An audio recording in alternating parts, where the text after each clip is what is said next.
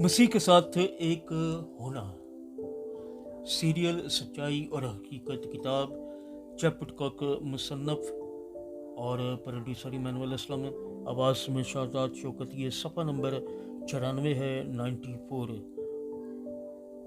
खुदा का कलाम भी खुदा की आवाज़ की तस्दीक करता है।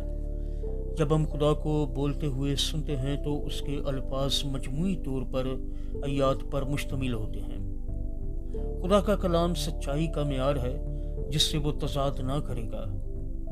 चुनाचे खुदा की आवाज़ सुनने में तरक्की करने के लिए हमें ऐसे लोग बनने की ज़रूरत है जो सच्चाई पसंद करते और उसके कलाम में कायम रहते हैं।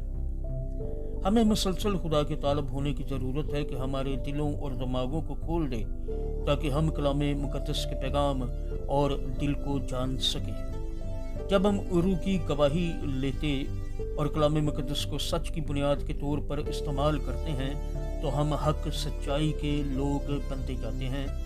हम ऐसे लोग बन जाते हैं जो उसकी आवाज़ सुनते, उसका ईमान हासिल करते और सच्चाई में रहते हैं। क्राइंग आउट, चिल्लाना, ये अगला जुज़ है।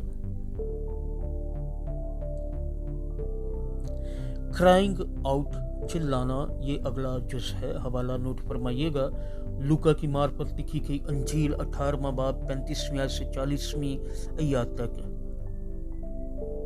जब वो चलते चलते यरीहो के नज़दीक पहुंचा तो ऐसा हुआ कि एक अंधा राह के किनारे बैठा हुआ भीख मांग रहा था।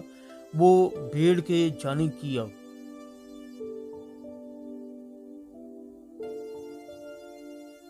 क्राइंग आउट, ये अगला जुज़ है।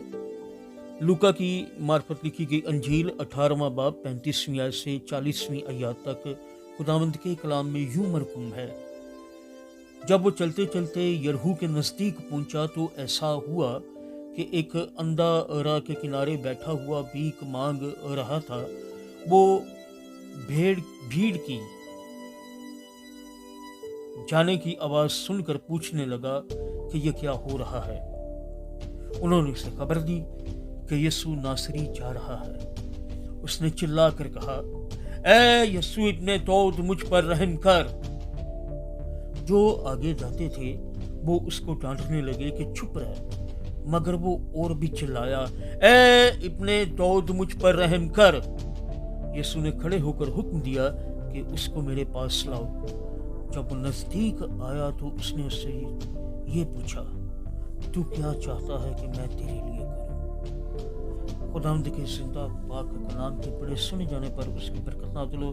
सब कहिएगा आमीन। खुदावंद का शुक्र हो। मसीह के साथ एक होना, ये सीरियल है जबकि सच्चाई और हकीकत किताब का नाम चैप्टरकॉक मुसन्नफ